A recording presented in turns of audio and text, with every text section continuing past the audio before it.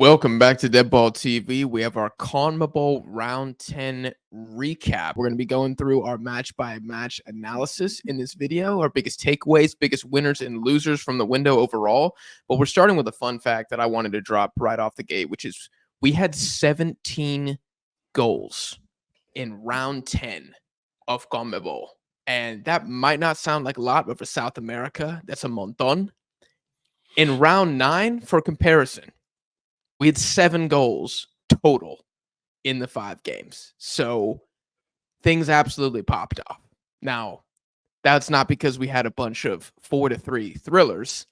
That's because we had a lot of beatdowns in round 10. And we're going to get into those. Beatdowns, embarrassments, dissolutions of federations. massacres, routings, decisive victories. What are they saying? Total war. Whenever you absolutely body the enemy force, it's 120 peasants against what, 3-4 like Spartan legionnaires. I think they just say either heroic victory, close, or just decisive. Decisive victory. I think that's what it is. See, I'm used to getting the Pyrrhic victory. Yeah, I know you are. That's what I'll be rocking with. And honestly, I think CONMEBOL is used to getting the Pyrrhic victory, like most of these teams. Decisive's not even strong enough to describe how some of these matches went down. I mean, they were really brutal, no prisoners taken, Since the Russians entered Berlin, there has not been a more clear and outright decisive victory. It reminded me of when the Romans salted the fields of Carthage.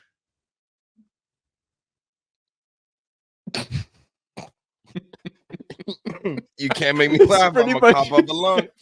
Don't do this. That's basically what happened to the Bolivians, Chileans, and Peruvians in round 10, but we're going to get into that more specifically here in a second.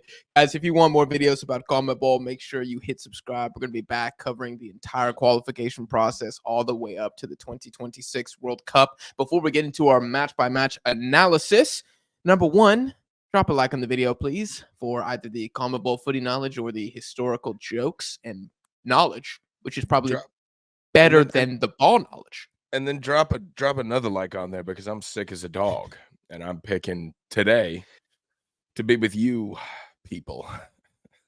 I got to talk to this man wearing my team's jersey, living in my country while I'm sick as hell in New York City. Paying your taxes.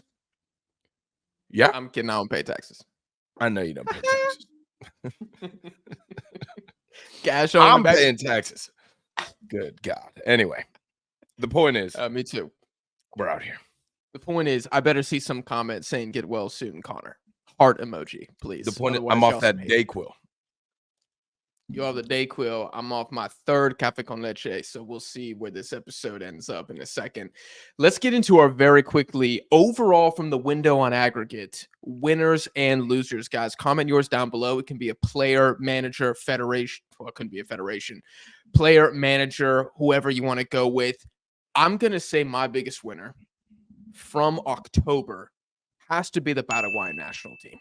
And I think I said Paraguay was my biggest winner from the September window. So I'm kind of becoming a Paraguayan simp is what I'm saying. Yep. Yep. That being said, it's not unfounded, It's like those people that watch the underworld movies just for what's her name? God, help me out. Kate Beckinsale. Like, is there more to that movie? Yes. Are they wrong? Not at all. I'm a huge Underworld fan. Kate Beckinsale is a very big contributor to that. She's a beautiful woman. She's a talented actress. So hear me out. My pick was Paraguay too. And I'm a hater. Finally, you've shown them some respect. No, I think I said it before. I wasn't ready to lock them down, but they've done it. They've done it twice in a row. It wasn't perfect. It wasn't pretty, but we got there, and it happened. And they proved to me that they do have an offense that is not necessarily clicking, but is putting out more results than the Uruguayans. 100%. And the Ecuadorians. Even in my weakened state, I'm like Theoden. at the beginning of Two Towers right now. The Dayquil is whispering evil things in my That's ear. true. You probably But are. Yeah. even in spite of that, I can still see through and see that the Paraguayans have been the biggest victors of this window. I think they got to be y'all's number one. There's a They couple have other to. winners, but they got Yeah. to be the number one. I mean, getting the draw away in Quito, we covered that in round 9. They didn't really concede any great chances while basically just giving Ecuador the ball the entire game. Mhm. And then I said during the predictions before this window that they needed to beat Venezuela. This was a must-win game, that the This is a field in must-win. CONMEBOL is getting too good for you to drop points at home. And they came back after allowing Venezuela to score first, came back, missed a penalty in this game, still came back, got the 3 points. Alfaro has not lost in his first 4 matches in charge of Paraguay. He's got 2 victories and 2 draws away from home against tough opponents. Massive dub, Paraguay. Massive. Do you want to Massive. go to give me your loser first, your biggest loser? Dude, I'm torn between 2 of them. But I think I'm gonna go. I think I had Chile last window. And frankly, for me, it's a take it or leave it. Yeah, I don't even know. I don't want to beat down on them twice. So I'm gonna go Uruguay. I'm selling the stock, selling everything. I hope nobody out there bet the farm on Uruguay because they're looking rough. They're looking so rough. bad. Yeah. And the players are coming out and they're defending Bielsa, but it just doesn't look like it's working. And I understand that we're still missing folks or whatever, but come on. Come on. Like you said, the talent disparity between these teams is really not that far. So if you're missing the really good personnel, you think like, okay, well, what did Bielsa bring to the table to begin with? Which sucks to say. Yeah, I'm gonna echo what you said about Kate Beckinsale and Underworld. I don't really think you're wrong if you go Uruguay. I mean, I'm kind of gonna lean Chile because I truly think they're eliminated. So they have to be a loser. But if you're talking about one of the big boys that actually have an ounce of expectation, it's 100% Yeah. Uruguay. Yeah. Taking 1 point from Peru and Ecuador is shameful, quite frankly. No, it's horrific. It's horrific and it's embarrassing. And I can't imagine that Bielsa is long for this world after this because everybody's going home disappointed. Everybody's going home disappointed. Um, Correct. yeah, yeah, and I like what you said about expectations, right? The magnitude of this failure is larger than that of the Chileans, I feel like I could have said, Argentina, Brazil were big winners, finding form again and recuperating and yada yada yada. But you know, Paraguay, the magnitude of what they've done is much larger, and I think the same could be said for Uruguay. Correct. I think if you look at Chile playing Brazil and Colombia, not any rational human being was like, yeah, they're taking at least 3 from this window.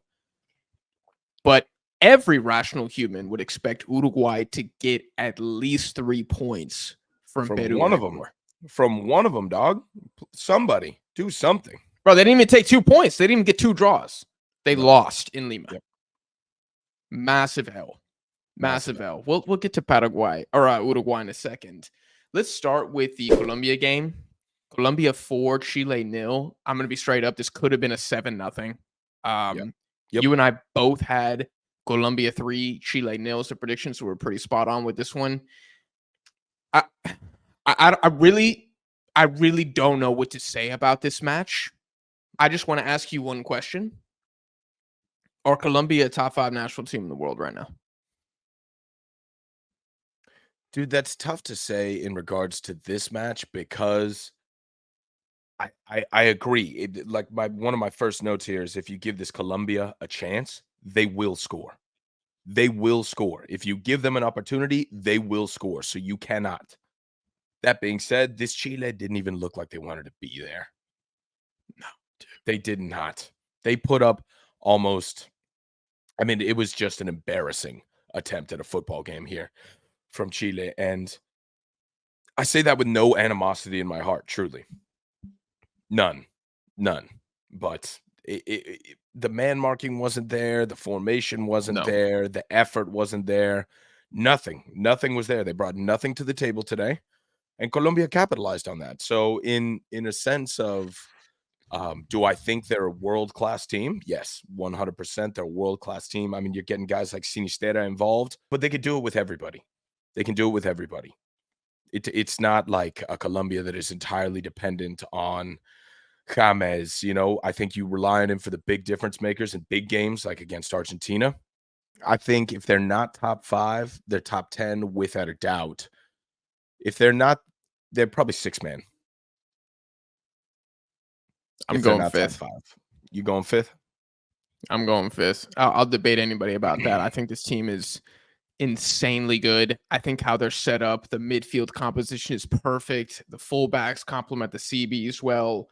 The front three, I mean, they're just always on the same page. It's the goalkeeper that's really kind of the question mark for me with Colombia. I just don't think Vargas is that good. But outside of that, they're going to be a handful at the next World Cup. Chile are officially eliminated, right? We can just Yeah, say that. we can say that. I can get behind that. They were so bad in this game. Like, they So bad. genuinely just suck ass. Pésimo, pésimo, pésimo, pésimo. Bottom of the barrel. It was rough. Bottom of the barrel. That second goal Colombia had where Chile just turned the ball over in their own box was so bad. Dude, that's why I wrote that line. If you give this Colombia a chance, they will score. If you have somebody that just lets the ball, I mean, dude, the way that it took one bounce and you could see him swooping in like a hawk to get after it, And the Chileans were just left in the dust. Yeah. There's about 3 Chilean errors that led to 3 of Colombia's goals here. Yeah. Yeah. So Yep. bad. So bad. And Colombia score another goal off a set piece. So in other words, water's wet. I mean, these guys just cannot be stopped. They know what they're Absolutely doing. cannot be stopped. They know what they're doing. And another team that knows what they're doing is Argentina, who beat Bolivia 6-0. I had a 3-0. You had a 4-0 in this game. And I guess we gave Bolivia too much credit, which is crazy. We did both say that this was going to play out exactly how the entire footballing world imagined it was going to play out.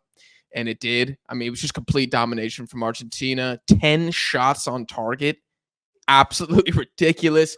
Messi hat trick. Both nines for Argentina scoring. Nico Paz got an assist. Almada got a goal. I think we can keep this one brief. What was your biggest takeaway from this game? You can go Argentina, Bolivia, or whatever you want. My biggest takeaway here is that Bolivia has an inability to adapt. And while that's ultimately irrelevant, because if they had adapted, I don't think there's a way to stem the bleeding there too much. Like, the result wouldn't have changed.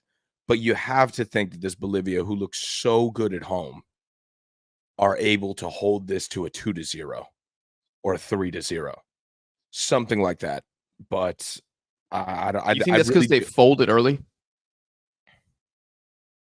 I don't know what it is. I don't think it's them folding early. I just think that once the goals start coming, they don't stop. And I'm really frustrated with them because I want to be excited for them. I want to be excited for Bolivia like you're excited for Paraguay. And it just Oof. sucks Yeah, to different see levels. them like incapable of a change here. Really sucks. But maybe that comes from Messi. It's his first match in Argentina in 11 months. 333, 334 days, something like that. Damn near a year. And yeah, big dog came out, hit the ground running. Hit the ground running. He did everything in this game. I think there was an open play Yep. goal from Julian that was Yes. really nice, but outside of that, you could see Messi's sort of hand in everything, or his foot.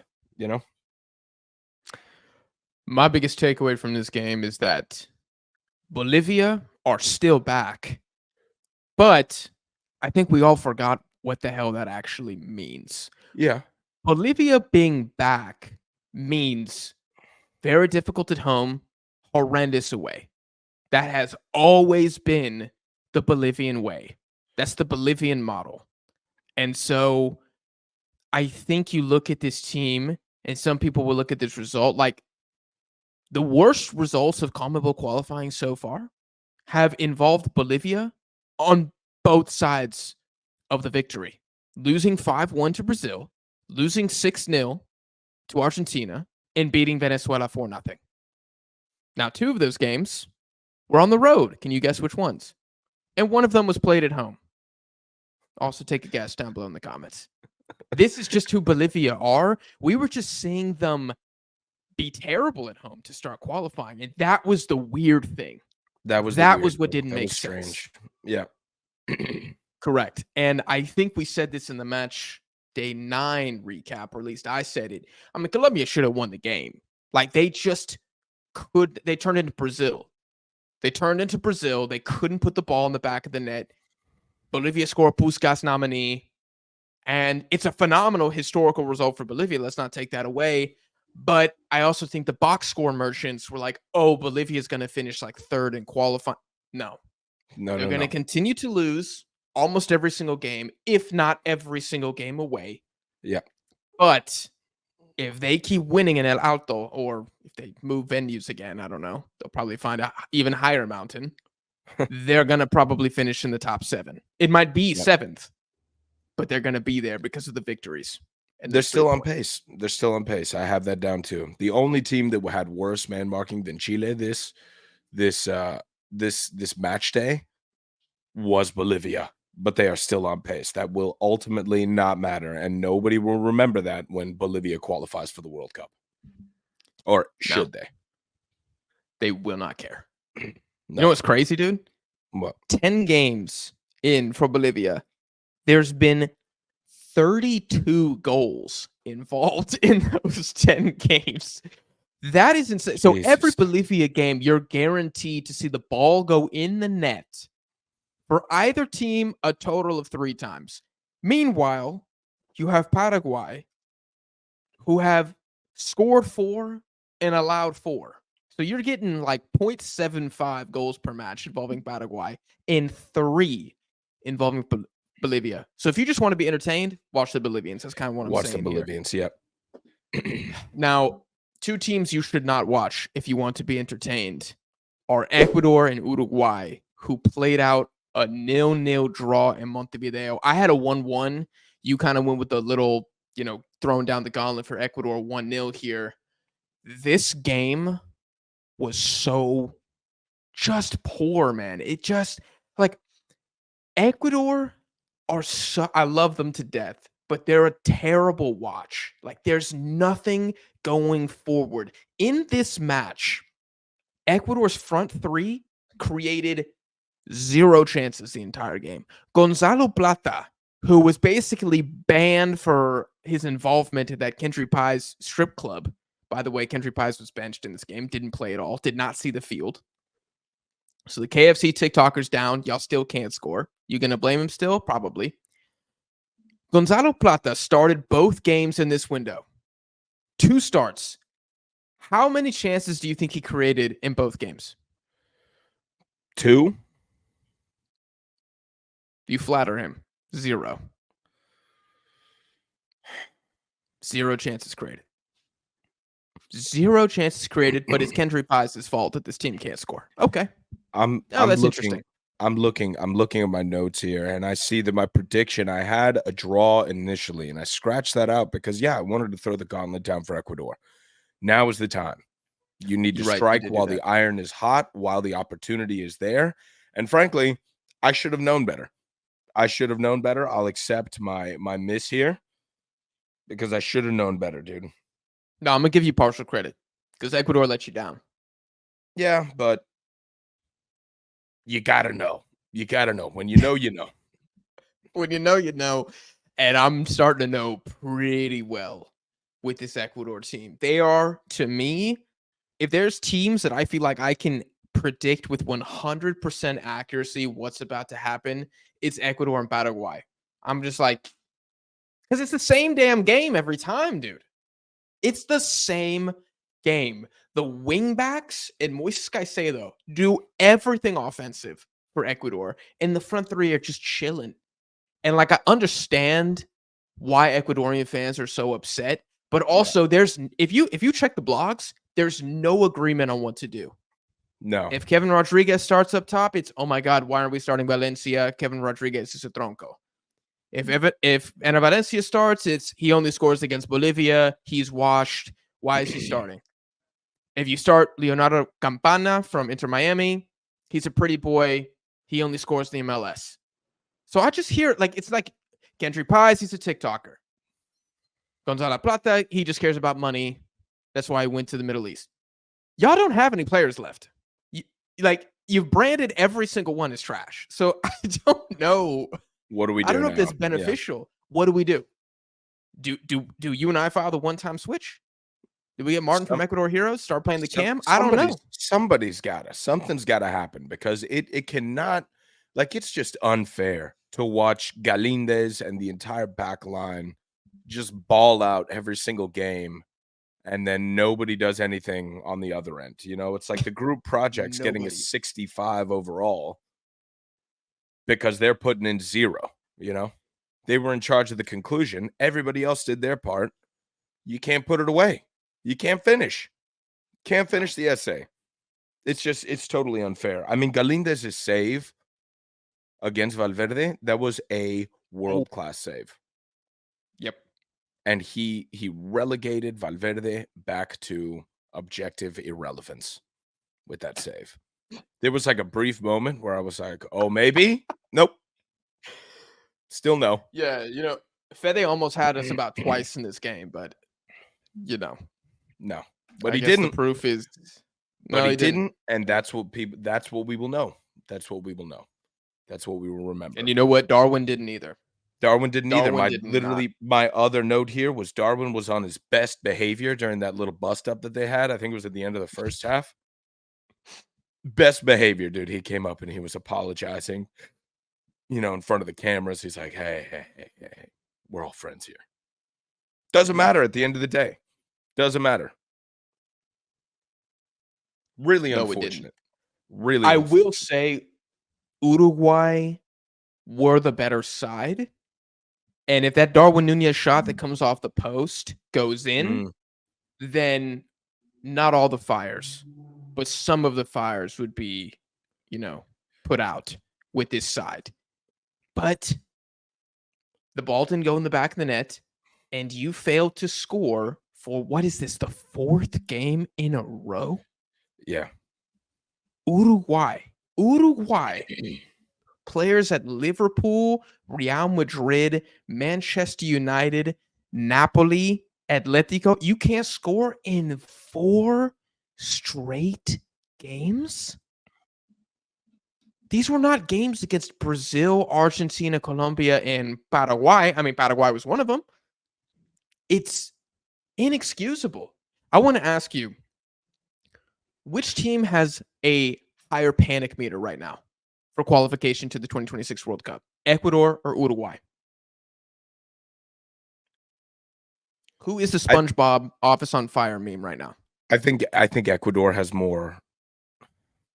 I think you know what you're getting with Ecuador. You know the dangers that are in hand there. With Uruguay, this is kind of shocking. You have to take the shock factor into account. So I'm going to say Uruguay. That's hilarious you say that. I literally wrote down, I'm in shock under Uruguay. That's the exact word that I used. I don't understand it fundamentally. Yep. You know why I disagree though, dude? I'm going to say Ecuador because of the one reason that we've seen Uruguay already fire at a higher level than what they are now. So it isn't ethereal or it isn't make-believe to suggest they could get back there because they were at some point.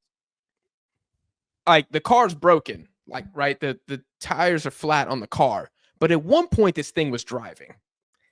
Ecuador, that thing was going 120 miles an hour at one point. It was the Tesla Cybertruck. Totally bulletproof and all that. And they were bumping reggaeton on the inside. I mean, it really was the Bielsa mobile. Yeah. And now the tires are flat. Ecuador on the flip side. Like, these guys, what will happen first? Me becoming fluent in Japanese or Ecuador learn how to score goals? Comment down below. I haven't started, by the way, my Japanese lessons. I think we all know. Arigato, Jack. Arigato gozaimasu. Oh, these boys are cooked. Before we move on, I just want to say, because not everybody on Ecuador is bad. I do think the back line continues to be beast mode. It's really just the attack sucks. These stats are crazy. And then let's move on. Moises Caicedo in this game versus Uruguay. Most duels won in the game. Most possessions won. He was the most fouled player in the match. Most tackles. Second in chances created. Yeah. He needs some help. He needs some help. Somebody get this man some help. Somebody get this man some help. It's stunning. It's stunning that Ecuador's 11 has like 4 Rolls Royces in it. And then the rest of the team, it's like everybody else driving those little smart cars, little tuk-tuks. Smart car, bro. It's so bad. It is so bad. Oh no, we got 2 more games left. I'm tripping. Brazil 4, Peru 0. So we both have Brazil winning this one. I had a 1-0. So maybe I'm a fool. You had 2-0 in this one. This is Brazil's first, I would say, impressive scoreline since beating Bolivia 5-1 in match day 1. So it's been a minute. And I just want to highlight this because I think it's interesting when we're talking about the narrative of Brazil and the fact that they're so down bad and it's just the worst Brazil side of all time. If we just zoom out, they have 15 goals in 10 games, which is the second best offense, only behind Argentina. So I want to ask you, it's kind of a 2-part question. Number 1, are we being too harsh on Brazil? And number 2, is this window Brazil finding form, or is this Brazil playing Peru and Chile really down bad teams? Literally the 2 worst teams in qualifying. I think you could say the latter. There's an argument to be made for both. You could say the latter, but the fact that they're doing it against a highly frustrating squad with Fossati, I think there you have to give them a little bit of credit. You got to say, okay, we've done something. Let's see if they can maintain this. You can make this call with a little more certainty next match day. But I don't know. I think a lot has to be said for the fact that they've got a lot of guys on rotation, a lot of young guys that are from Brazil playing in the Brazilian league. What's my boy's name from Botafogo? Luis Enrique. Thank you so much. Goal and assist. Come on now. 3 goal involvements this window from him. Come on now. If the other lads don't want it or they think they deserve to be there and they're not doing anything, give it to somebody else. Let's scare these guys back into shape. And I think that might be what's happening. I think maybe this is the key. This is a step in the right direction, but you got to wait until the next window to say that for certain. But if it was me, and I'm a doomer, right? So I'm always focusing on the negative for me when it comes to Brazil. I'm saying that maybe this is them finding a little bit of form. I think they found a little something, right? They've been digging in the sand. They've had those metal detectors on the beach. They're praying to God they find a Brazilian who can put the ball in the back of the net. And ironically, they didn't find anything at the beach. They found it in their backyard.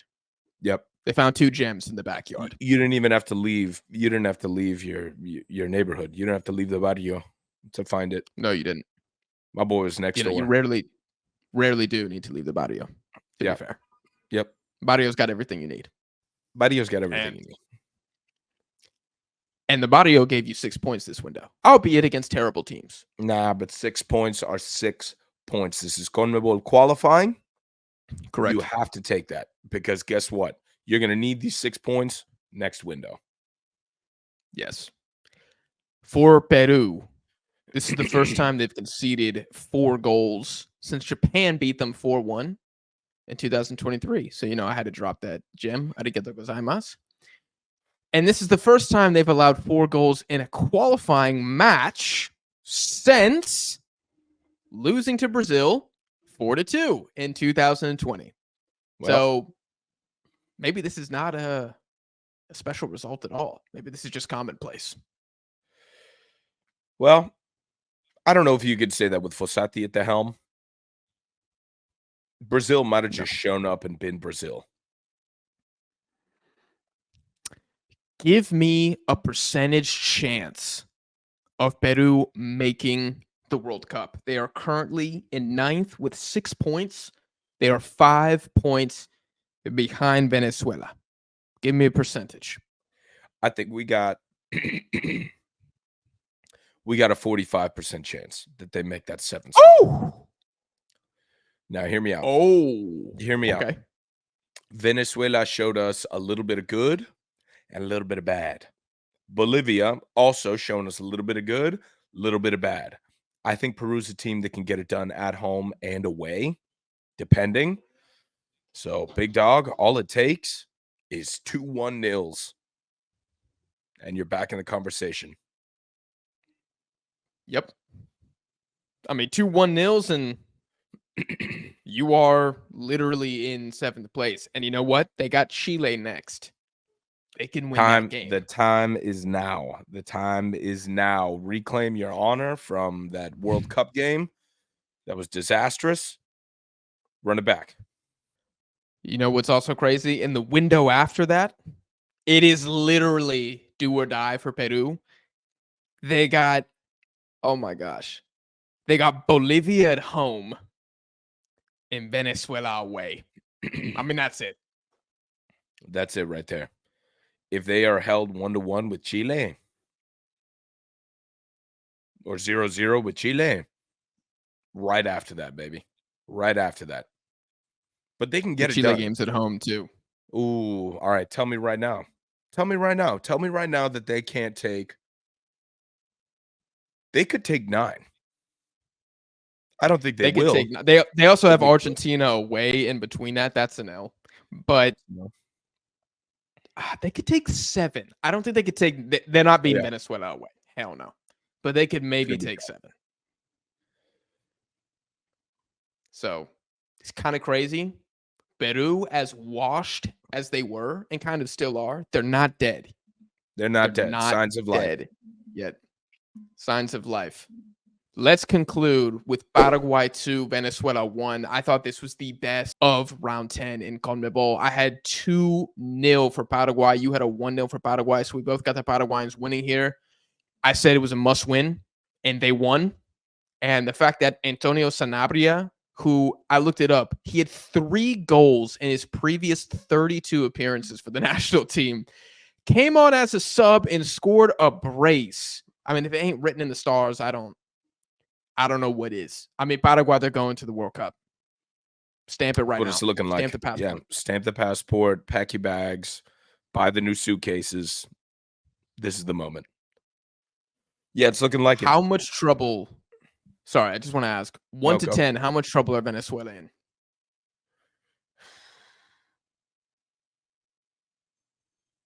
I don't even know how to quantify it, but things are looking shaky. And I'll put it this way. In this game, it came down to who wanted it more, and Paraguay wanted it more. Sometimes the desire makes all of the difference. And I just don't know if you see rough, pure out and out, like scratching, fighting, clawing your way back results from Venezuela. I just don't think that they really give you that. I think Paraguay could find that, Venezuela, we all know what we're getting when it comes to them, and I think people are kind of figuring them out. So I think I'm pretty worried about them. I'm pretty worried as well. And this is another example of how quick the narrative flips because, match day 4, it's like, yo, Venezuela, are they going to finish 3rd in CONMEBOL? And now it's like, oh, damn, if they lose like 2 more games, they could be in 8th. Yep. They could be out. And they could be out. And they're kind of stuck in this like the sunken place, in my opinion, where it's like they can't play. They're too good to play like Peru and Fossati, where it's just like pure terrorist ball, but they're not good enough to play even like Colombia or Paraguay. I mean, they kind of play like Paraguay a little bit, except when they're in Maturin and then they're much more offensive. But even in Maturin, they've gotten a lot of what? Good draws. They're not getting wins. Paraguay's winning in Asuncion. Venezuela are drawing in Maturin, and they've had some tough games there. They will get, some easier fixtures coming up. And the team is good. I just feel like they're in this really awkward place in CONMEBOL where it's like their identity and their talent level combined makes them difficult, annoying, but not, I don't even know how to describe it, but nothing's guaranteed with Venezuela. Yeah. Maybe that's how I try to put it. There are too many intangibles out there. I know exactly what you're saying. I think that's really well said because like I said earlier, you know what you're getting with a lot of these other teams. Venezuela, there's too much up in the air, right? You can predict with a little more certainty, but Venezuela doesn't really, they don't have anything to fall back on. We don't know what that personality is going to look like when you put the pedal to the metal. I don't know. When it's clinch time, what do you do? Do you surprise somebody? Do you switch things up? Is that going to breathe new life, or is that going to make things immediately worse? Because all it takes, like you said, is 2 mistakes. You make 2 mistakes that equal 2 losses or even 2 draws.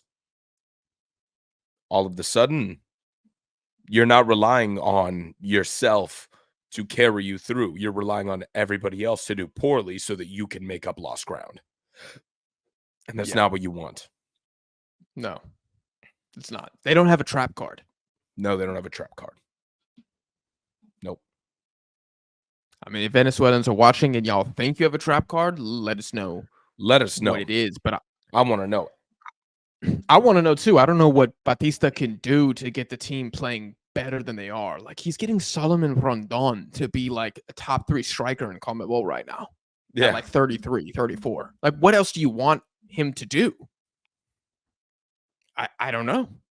I don't know. They need some winger help, I think, especially on the right side. Fun fact about Venezuela, to put some respect on them, because they're still a good team.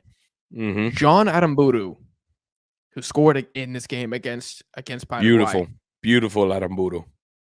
Dude, he's a beast. He's been the man of the match for Venezuela in 3 of their last 6 games.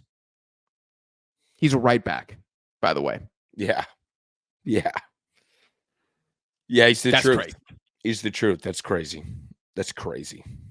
He is the truth. So they got some real talent here. I just think Batista needs to go to the drawing board and be like, all right, what do we want to play like? And let's just buy in completely to this, because this kind of seesaw depending on the opponent and the location. I just don't know if it's working for them. Like they still have a much better chance to qualify than Peru, but I don't know, man. It's going to be interesting to see what happens with them because they could fall off. To round out the episode, this is maybe some of y'all's favorite part. Scorecards for Connor and I. In round 10, 5 for 5 from me, baby. Drop a like on the goddamn video. And Connor, you went 4 for 5. So we basically cooked in round 10, is what I'm trying to say. We put our aprons on, we cooked. Now, to make up for that god-awful previous one is what it is. On aggregate, I went 7 for 10. And Connor, you went 5 for 10 because we got bodied in round 9. We got bodied. I see. This is why I don't like predictions. I hate them. I hate score predictions. No, but that's the beauty of this. That's the beauty. I think I've been shooting 7 for 10 in every single window. It's actually getting annoying. I can't crack the 8 out of 10. I just can't get there. Well, have fun up there on your high horse. I will be thinking about this not even a little bit when I take this Dayquil, NyQuil driven nap here as soon as this camera goes off. You wouldn't know nothing about that 7 out of 10. You don't know that 7 out of 10 life. See, I should not have changed. This is what I get. I should have just kept the draw, so it was a 6 out of 10.